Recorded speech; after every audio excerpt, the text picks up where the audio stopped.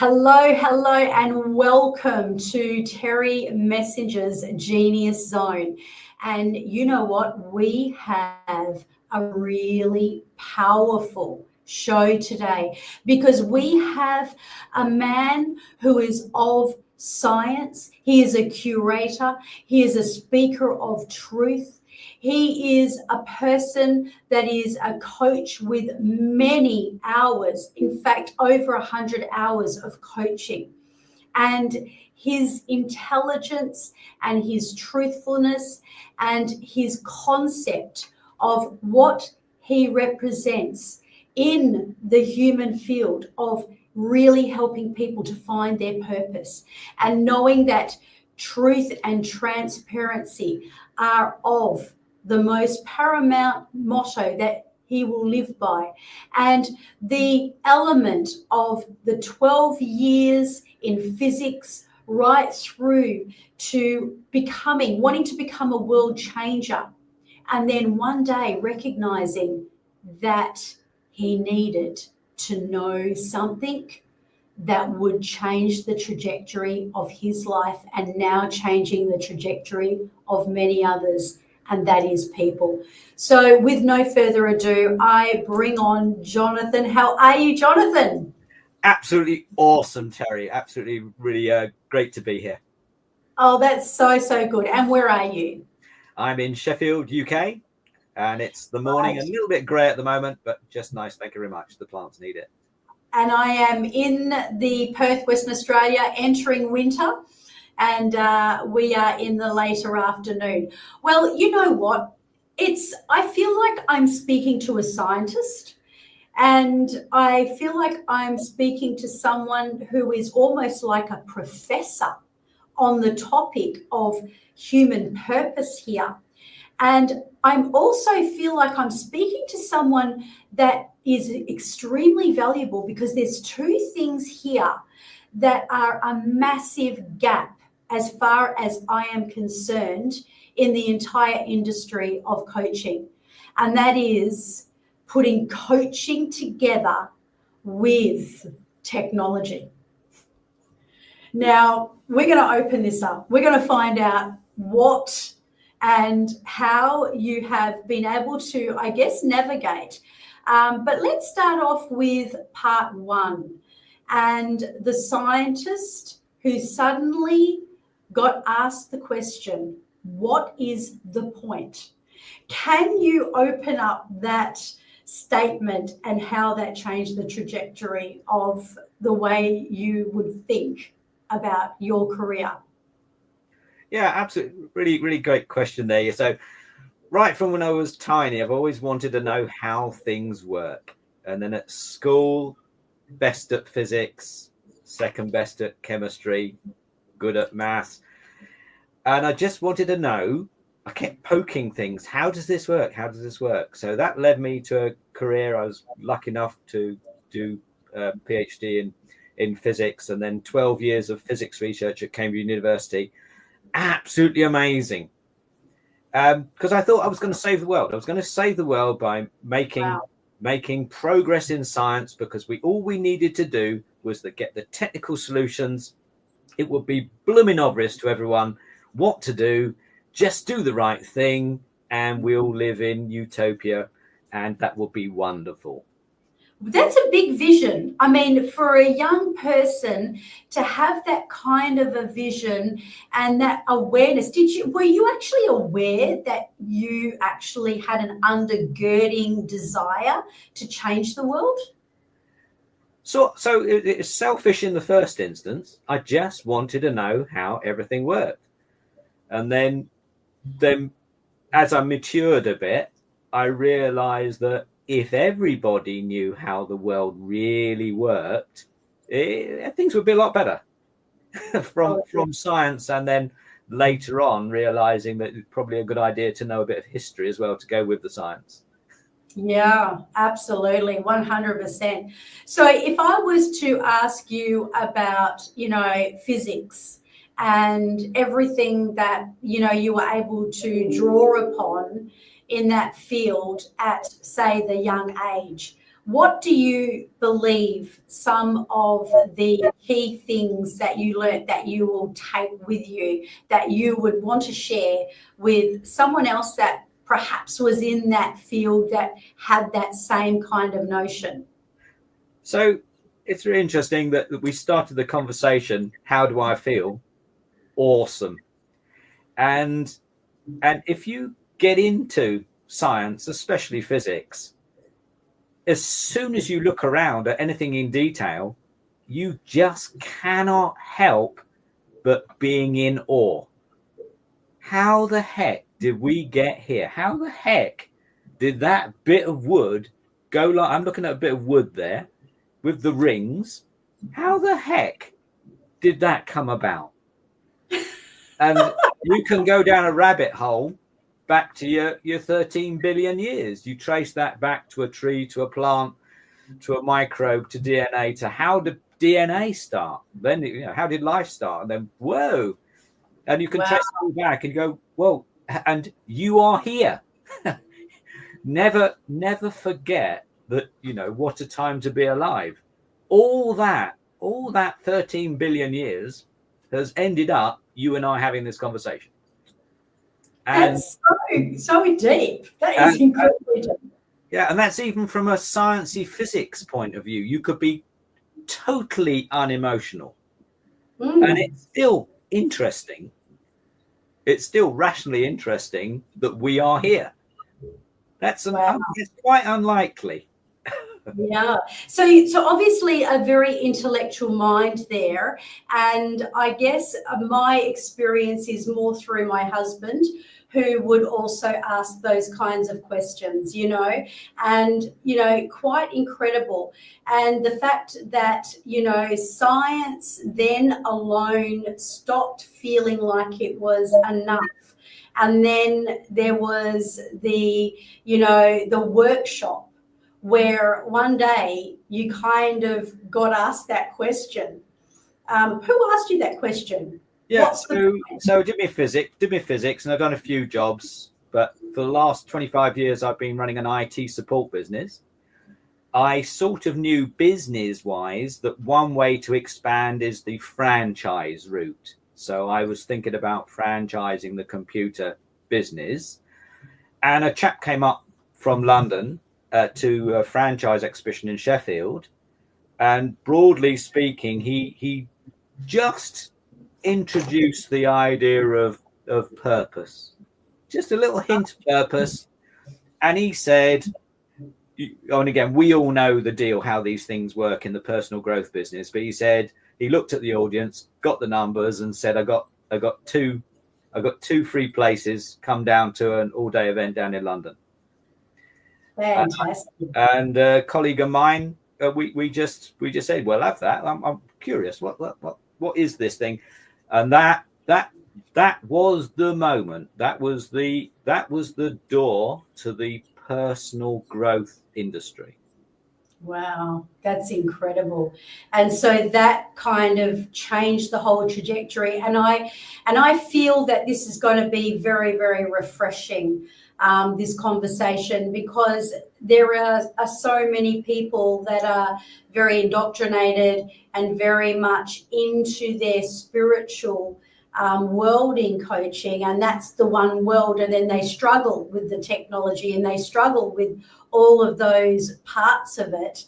And then you bring this kind of I guess this science, if you will, and obviously psychology, human psychology. And I remember when we were talking, when we first obviously spoke, you mentioned Anthony Robbins, and I thought, how unusual. I wouldn't have expected you to mention his name.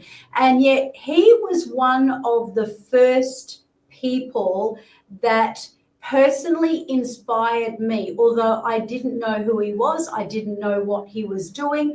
I just remember that I was in a very dark space. I was in a very black hole where I didn't know what was going on in my life. And where I can really relate it to what you're talking about is the fact that I thought I was searching for happiness. And I thought that that was the missing key. But actually, and you would be the really, I don't want to say the expert, because some people don't even like that word, but the person who's quite passionate about this. But there was this element that in that dark space that I was in my home, and I remember going downstairs and turning on the telly in a very dark space and seeing this large man with this life force coming through every auricle of his body, and him just giving hope. I didn't know what he was or who he represented. I just knew I needed to have whatever he was talking about. And, I desperately wanted to get in contact with him, but he was in America. This is a lot of years ago, so technology wasn't the way it is today. And long story short, I stumbled over him about 18 months later by default when I ended up studying neuro-linguistic programming. And this is where I want to hit the ground running with you, because number one, I'm going to ask you, because I believe this is very, very true. You believe, and I agree with this, that a lot of people may be searching for happiness like young Terry was at that time. But really what young Terry was looking for was her purpose and her passion. Can you go into depth about this and, why this is so important for human beings to find their purpose? Yeah, interesting. So the spooky coincidence was, as a techie person, I had heard of NLP, and so I knew I was going to research NLP a little bit, and now we know, with experience, we know that Tony Robbins has done an awesome job of putting out NLP principles to the masses, and he has inspired 50 million people to get out of their comfort zone. And then getting back to that question, happiness and purpose. Happiness, we're beginning to understand, is a bit like a short-term drug. So you can get happiness by just watching a funny YouTube clip or a Facebook post. But like a dopamine hit. It's going to be it's a bit of a short snack, a bit short-term. Yeah. When you find some kind of purpose, when you find your piece in the jigsaw of the world, and you find some kind of purpose, that's going to keep you going. That's going to motivate you. It's going to drive you for the rest of your life. And it will be deeply fulfilling rather than making you short-term happy.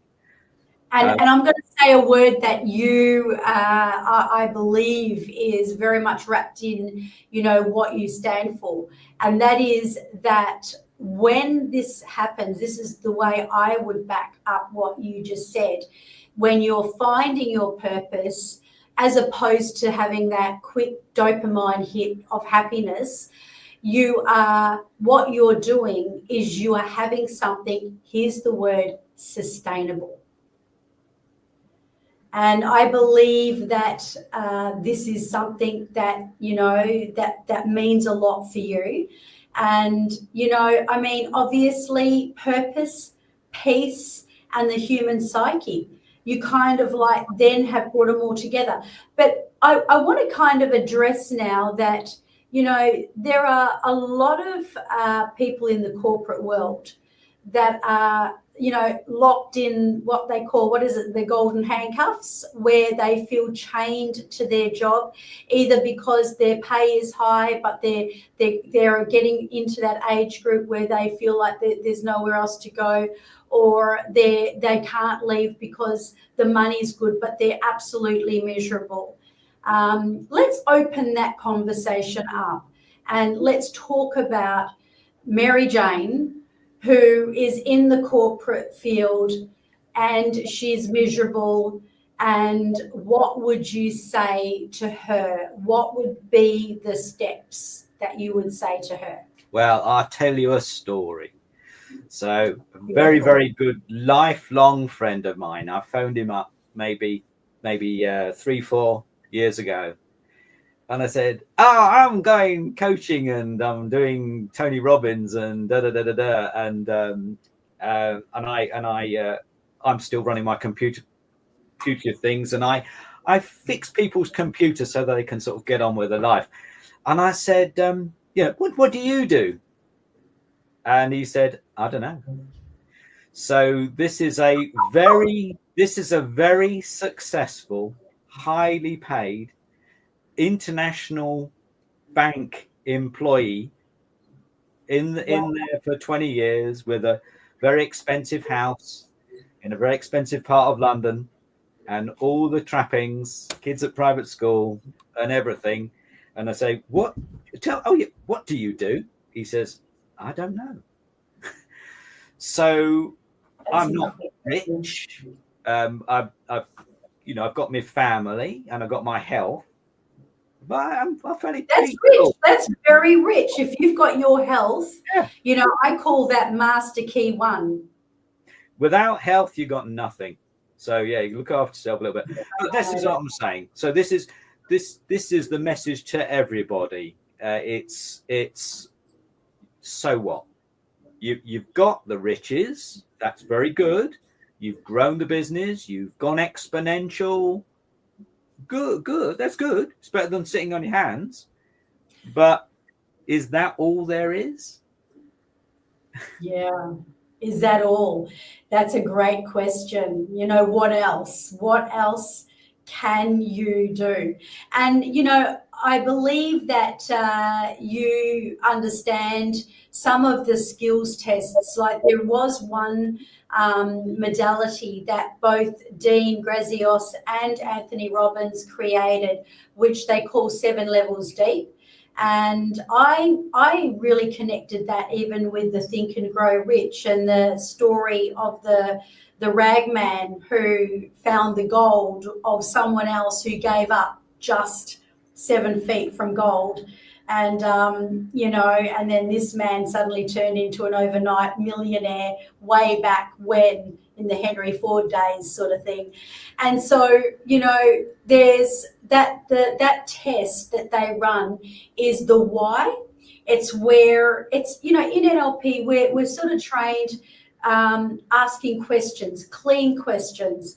And I'm sure that you would agree that this was probably a huge, big element of when you stepped into the psyche of understanding people and really knowing the people's skills, because that was a revelation to you as well, finding out that if you couldn't understand people and you didn't know how to relate to them, that was a huge, inroad. And I'm going to ask you the question about what was one of the most memorable people skills that you learned.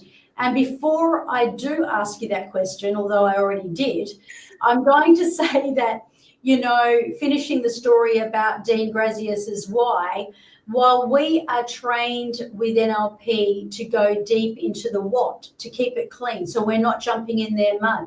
What does that mean for you? What else? And it's interesting when you follow this yellow brick road, you're not getting involved in their world. You're not manipulating them in any way whatsoever. You are literally giving them the ability to find their own truth, to find their own course of what is the truth, because mostly it comes from within. So that was quite a profound modality for me that I learned. And they say that if a person, on the other hand, is talking about how they don't feel a sense of purpose, maybe they're lost, or they're handcuffed to this job, so to speak, you don't ask them why they feel that way, but you only ask the why question when they say, I want to feel freedom, or something positive. I want to feel peace. I want to live a life of purpose, because that's where Dean Grazios takes us through this. Why is that so important? So my question to you is, even though I already asked, what was one of the people skills that you learned that you feel is imperative for people and something that you can share and communicate about? Well, I'm sure you can tell that I would talk all day. I bet we may be aligned in that we'd happily talk all day. So let's put that on its head. One of the most important skills you can have is to shut up and listen. So, and again, no cheating, not listening to respond, not listening to reply, but active listening and seeking to understand. And yes. That's a really good starting point. We can, and again, it's no excuses. We can all practice that in the next conversation we have. Practice shutting up and listening to understand what the other person in front of you is actually trying to get across to you. And as a chatterbox that I've always been, and I know that profound listening skill through a listening skill that I've consciously been trained in. But interestingly, you know what actually converted me? What converted me was that I learned the art of listening and holding myself accountable by repeating back to them what they said and opening that up, because that ensures that it is active listening. So, yeah, so tell me more about that. So what else did you learn about people relationships that you feel is really an important piece of information for people? So there's a few of these underlying principles. Again, in my coaching world, we're only allowed to ask questions. So another principle is people aren't broken, so you can't fix them. But you also can't, if you're just asking questions, don't worry, you can't break them. You can't break someone by asking them a question. It's all True. That's not of it. So yeah, another underlying principle. Everybody does things with the best available information they have at the time. Wow. So even who we can't see inside their head. We can see the actions, but we do not know the intention behind it. Oh, I love that. I love that. So this the other one, these are mostly from, quite a lot of these are from Carl Rogers, but unconditional positive regard. So whoever's in front of you within your coaching relationship, you are where you are. They could be a president, they could be a mass murderer, but in the coaching relationship, that person in front of you made that decision to do that action with what they thought was the best thing to do at that time. Oh, I love that. Once you stop judging, the whole world opens up for you as a coach. Honestly, I mean, I couldn't have said that the way you did. I mean, I learned that NLP presuppositions, which were one of the first things, and that everybody is always coming from the greatest intention. And then it's almost like, well, how do you convince a person about that whose husband was murdered, right? So, and it's what they did and with the resources that they had at the time. Nobody is deliberately trying to blow up their own life and make it so miserable. But it's interesting how those concepts of what you've just said are so paramount to people can change their perception about a person by going, well, if they were coming from that best intention, what could have they meant? Like, what could have that meant? And asking those questions, because I think, world wars start and people break up and all sorts of things happen because of misunderstanding, isn't it? And miscommunication. So it's interesting. And the other point I want to say that you just said, which is absolutely so incredibly potent, is the way that you look at people. Like if you had a president in front of them or yourself, as opposed to you could have a mass murderer sitting in front of you.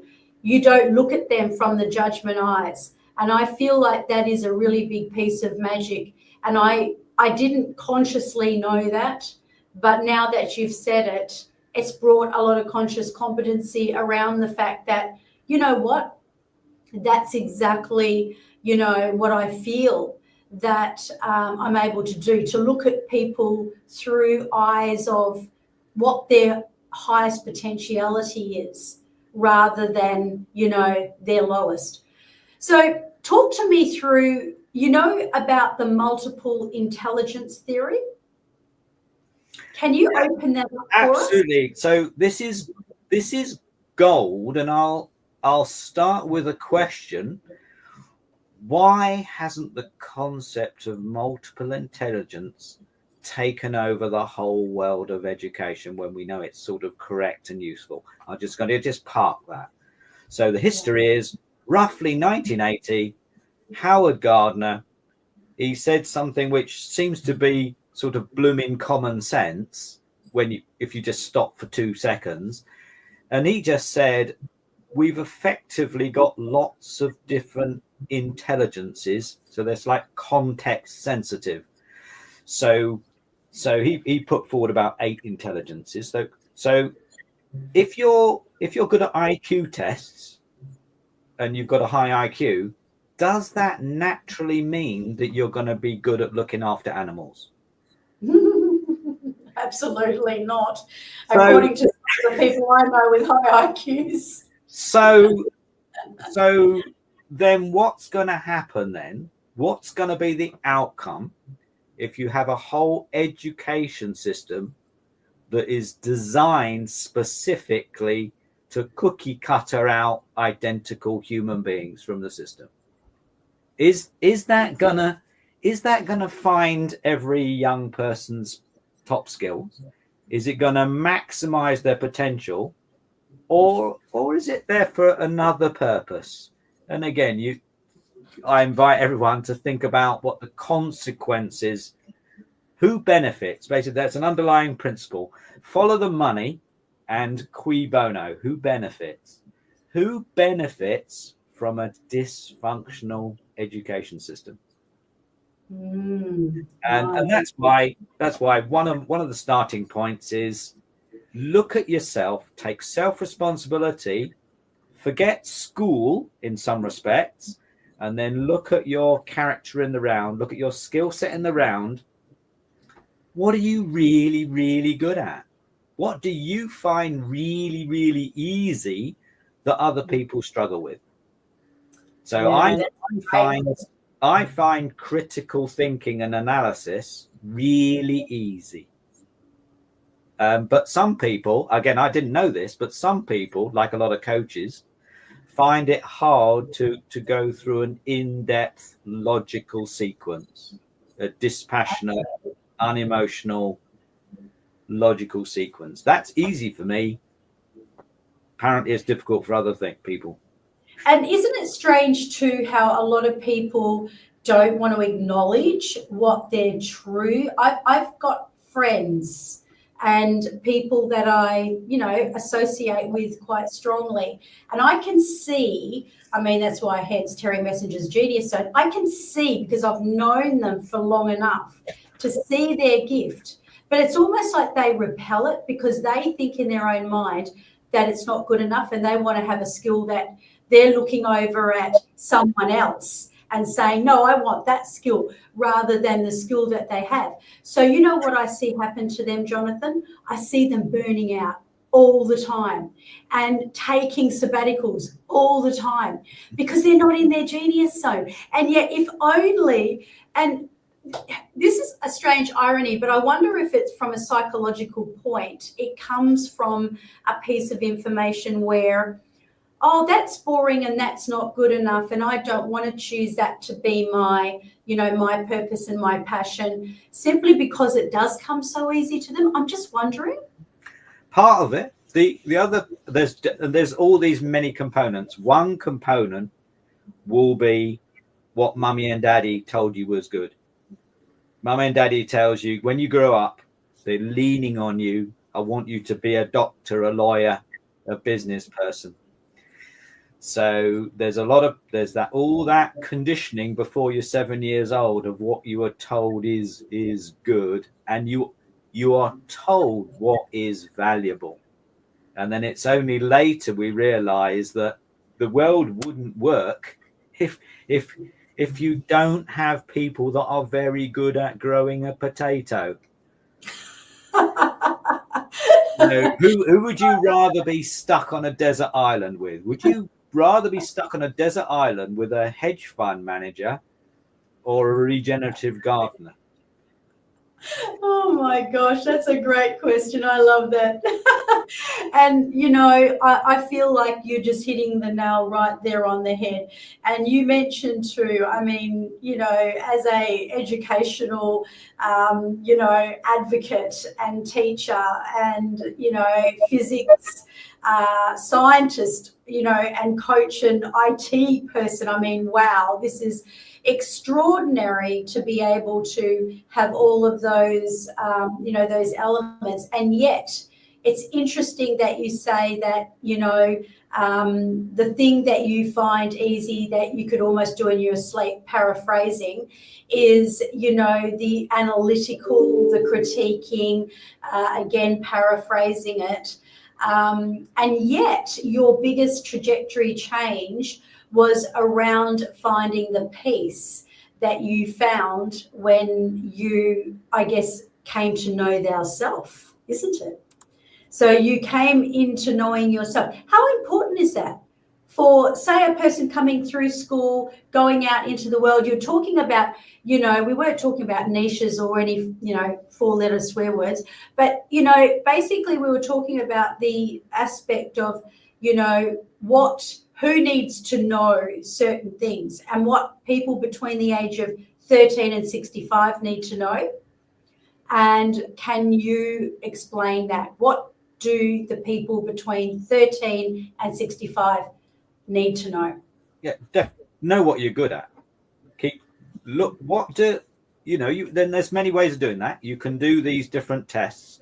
So there are personality tests. There are some tests out there that are amazing that will test you on your skills if you want to succeed in, for example, corporate world.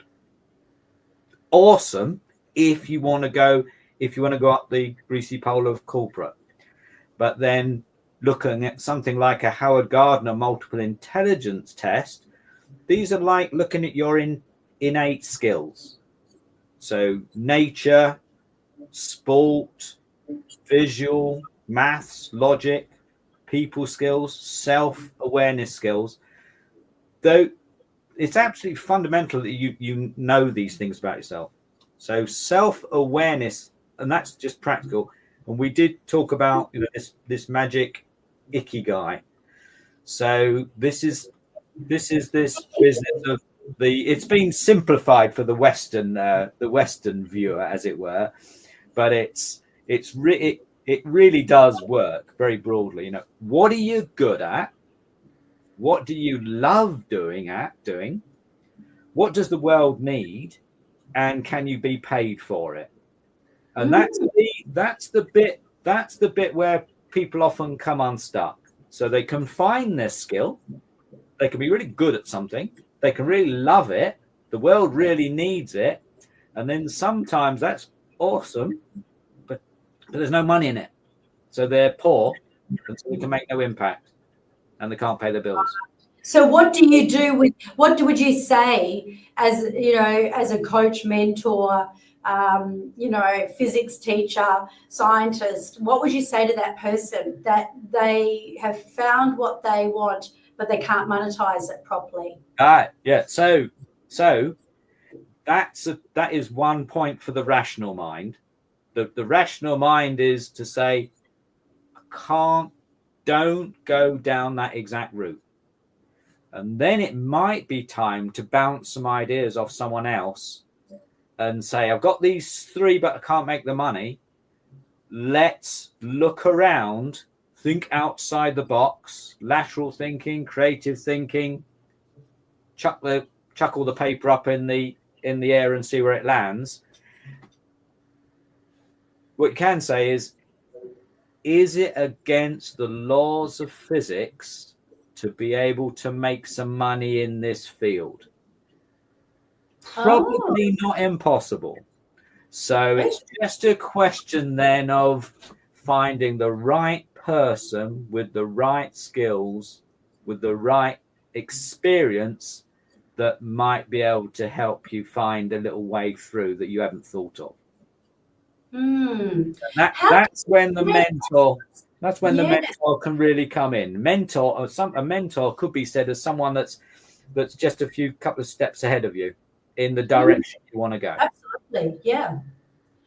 I've heard that it's actually better, in fact, because if you go with someone that's 100 steps or 100 years in front of you, the chances are you're not going to learn as much as you will from someone who's just a few steps in front of you.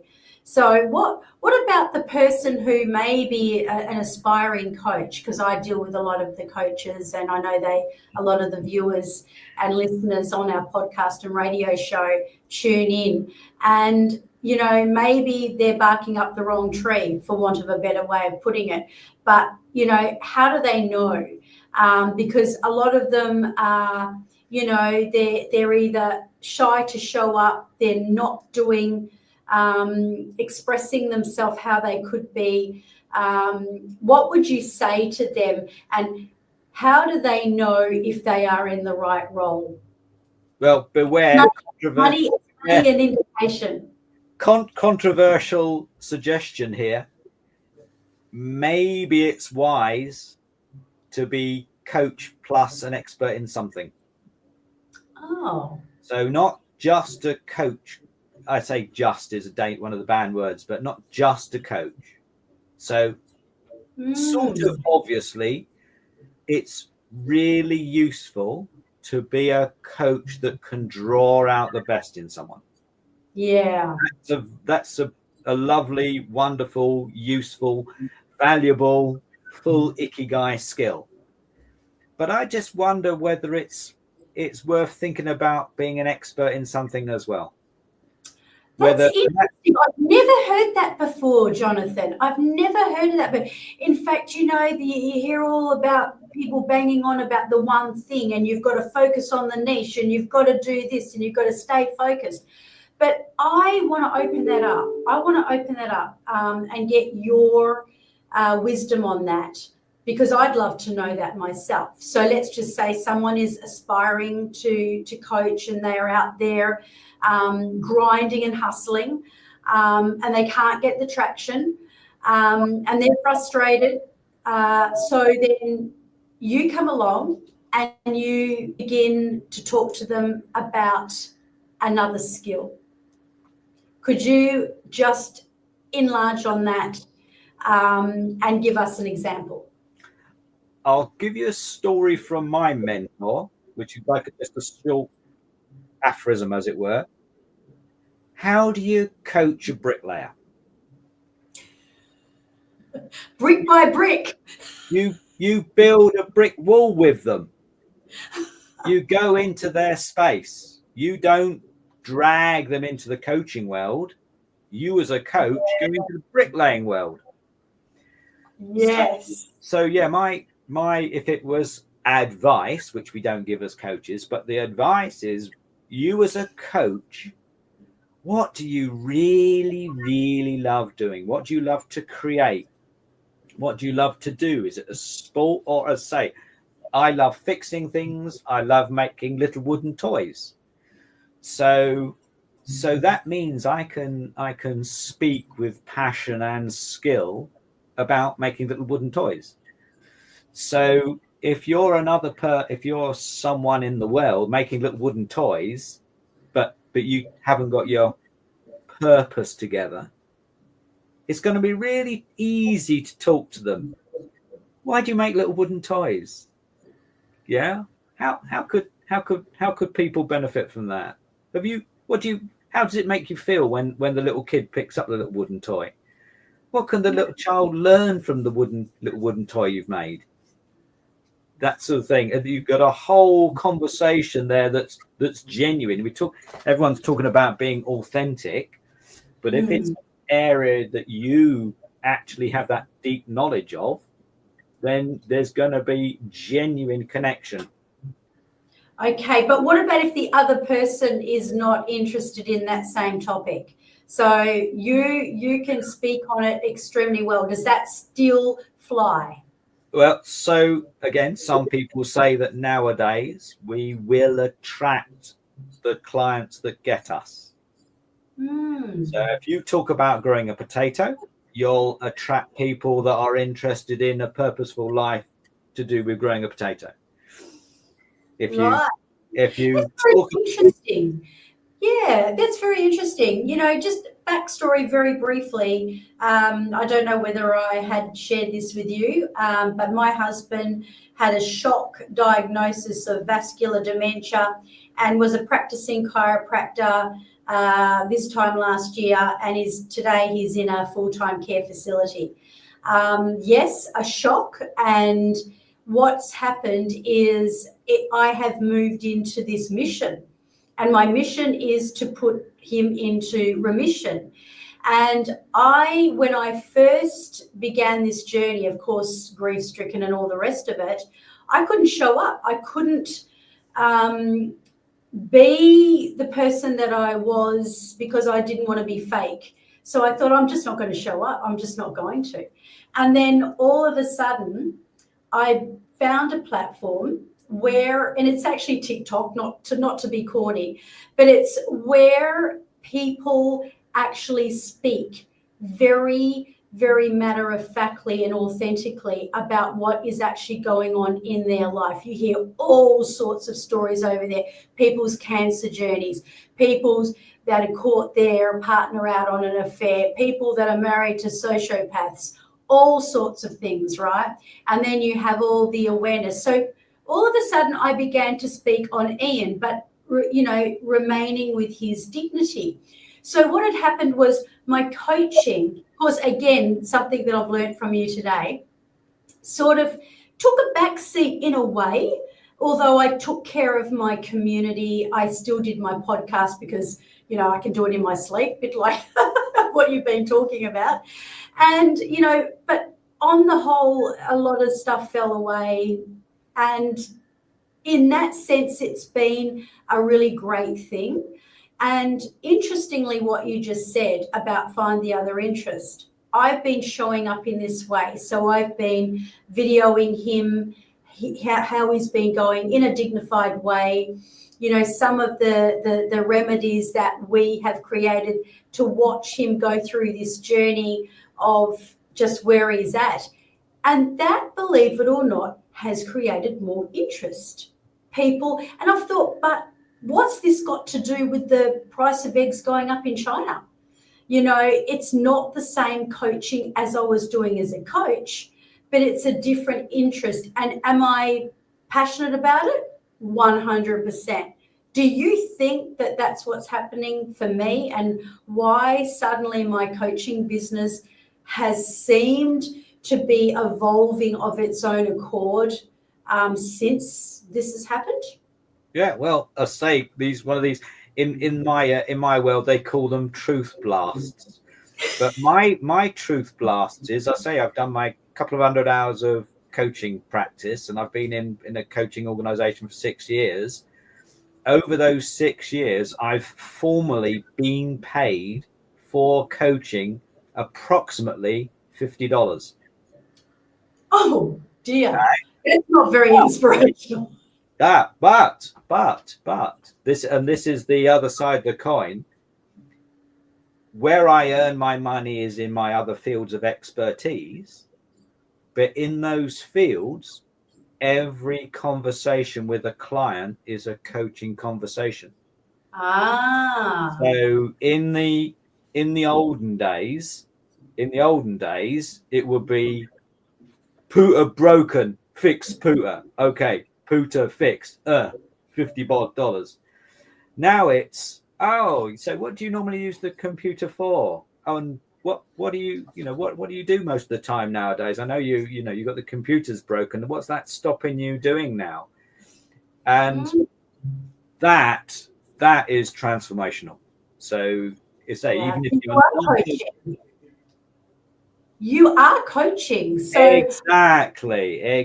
So whatever your field of expertise is, if you're not a full-time professional coach today, you will benefit by introducing coaching principles into every conversation.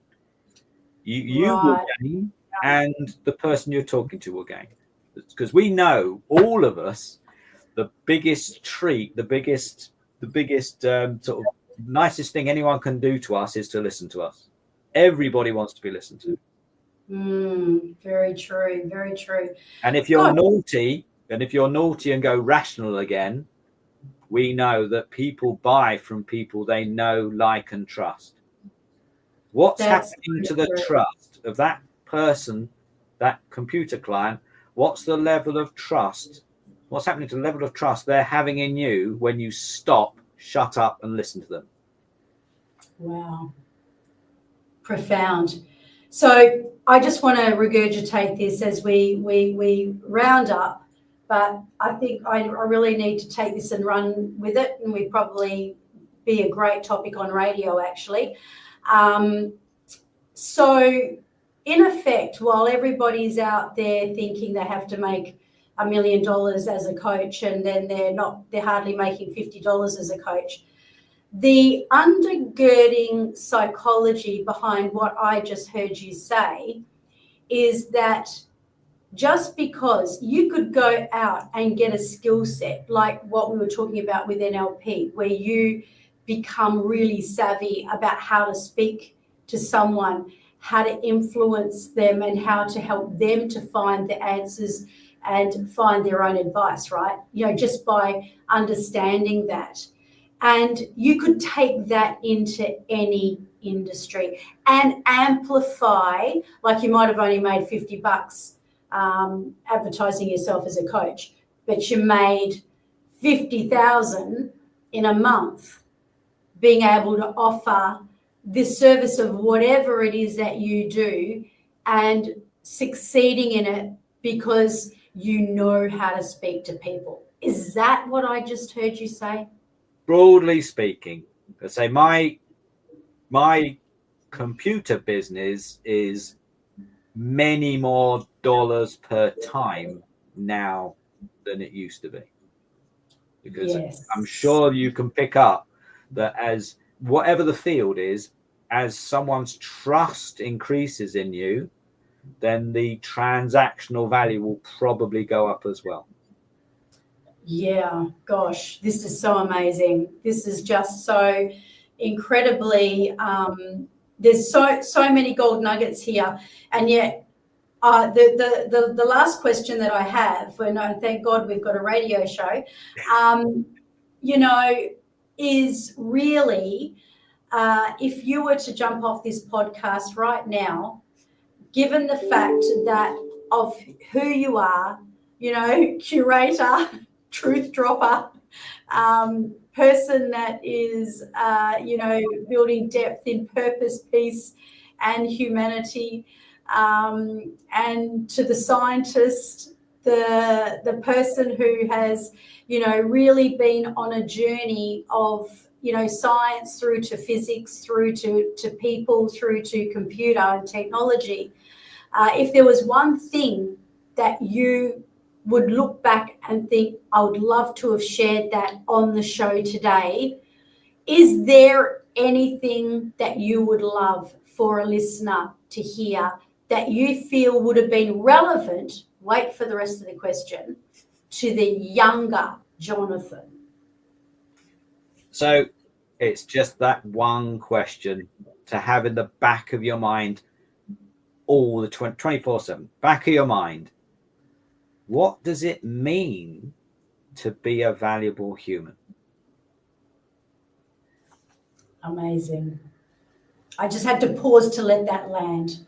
Okay, guys, this man, you can find him, and I know that, I met you in LinkedIn, and it's amazing who I'm meeting in LinkedIn, actually. It's where I found a lot of my people are.